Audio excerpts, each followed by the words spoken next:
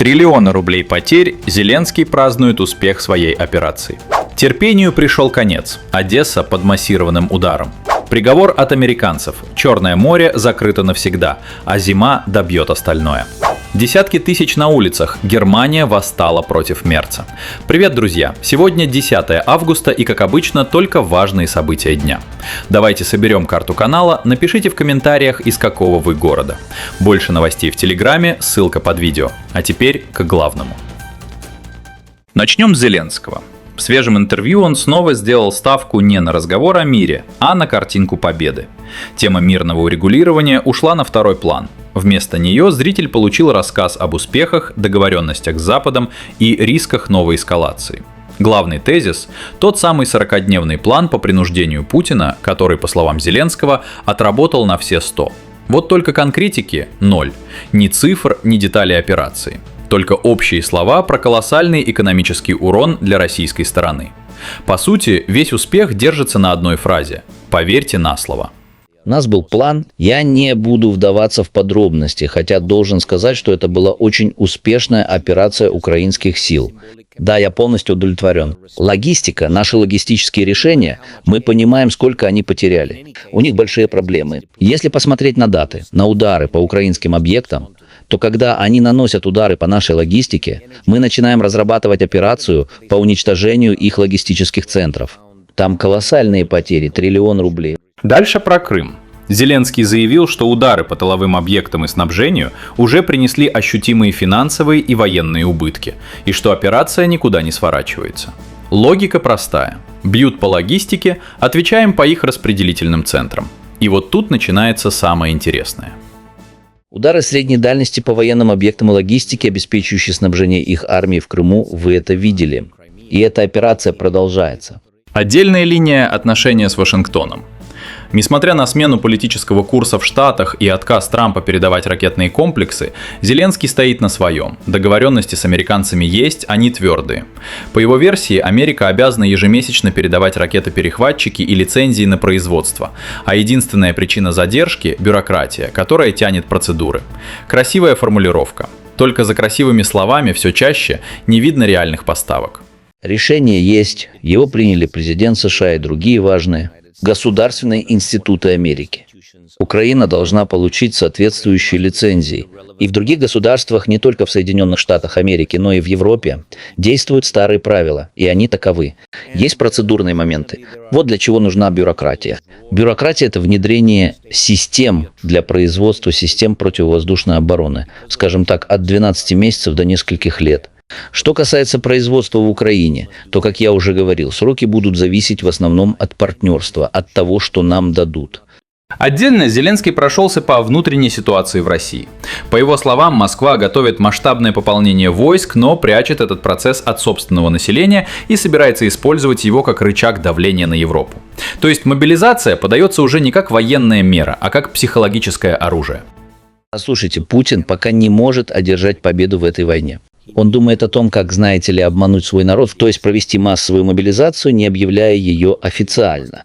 То есть заключить какие-то теневые контракты, перекрыть границы и так далее.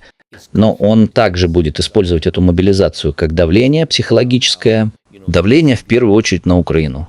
Наши люди к этому привыкли, хоть это и болезненно, но прежде всего это затронет не только нас, но и Европу, которая находится по соседству или поблизости. Но тем не менее, это правда. Ему нужно продать победу. По сути, риторика Зеленского не меняется. Вместо конкретных параметров мирного урегулирования акцент на поставках и продолжении противостояния с Россией. Разговор о мире снова остался за скобками. И чем громче звучат заявления о победе, тем тише становится тема переговоров. Переходим к Одессе. Город снова попал под массированный удар, и удар этот был не точечный. Работали по складам с топливом и оружием, по кораблям, по железнодорожной инфраструктуре. По сути, били по всему, что держит снабжение на плаву. Цифры говорят сами за себя. Атака длилась 45 минут. В ход пошло больше 20 баллистических ракет и около 70 дронов «Герань». Очевидцы описывают это коротко – 45 минут ужаса. Основные цели – склады с топливом и боеприпасами, а также объекты логистики.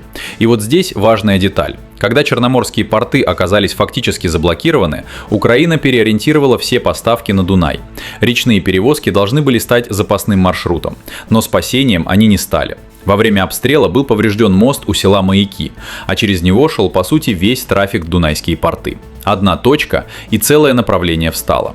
Удары наносились не только по Одессе, прилетело по Харькову и Житомиру. И вот в Житомире самый показательный момент. Под удар попало немецкое предприятие. Формально производитель комплектующих для европейского автопрома. Но на Украине этот завод, по данным источников, закрывал потребности военно-промышленного комплекса. То есть под вывеской гражданской продукции работало то, что напрямую связано с фронтом. И вот что важно понять. Долгое время русские иностранные компании на Украине не трогали. Не били и по кораблям, которые шли в сторону Одессы. Это была негласная красная линия. Но у любого терпения есть предел. И, похоже, этот предел наступил. Правила игры, которые действовали месяцами, разом перестали работать. А это значит, что дальше под ударом может оказаться то, что раньше считалось неприкосновенным.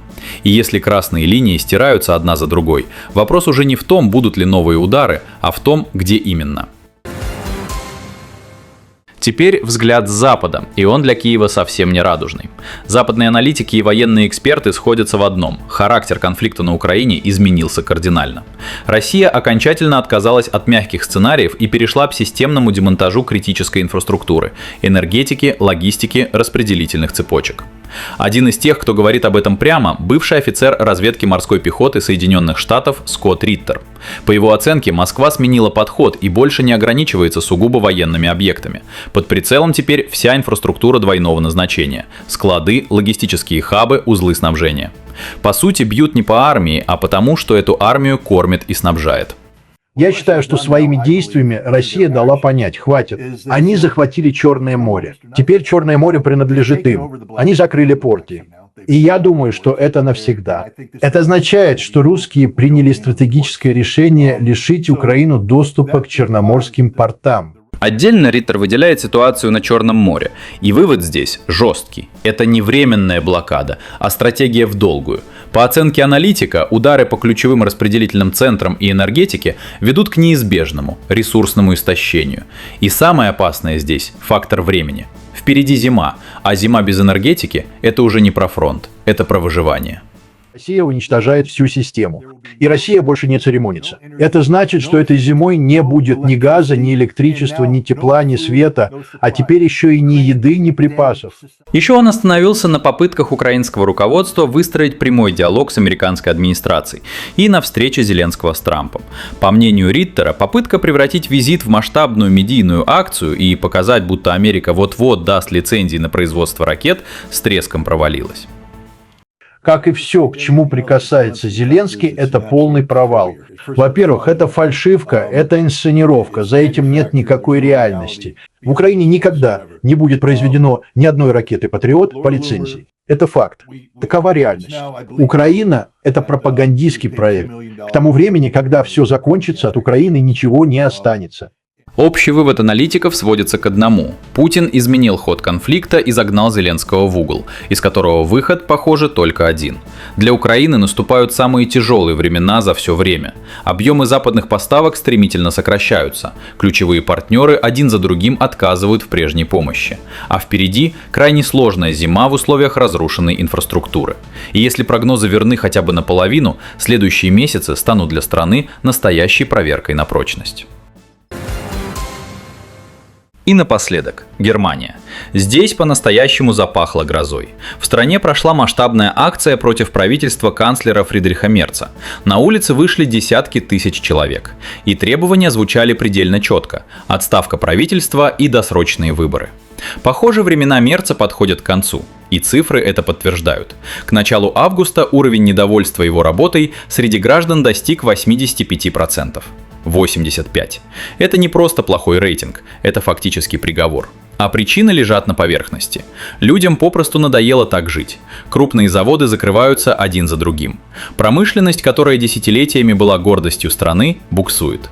А деньги и оружие тем временем рекой текут на Украину.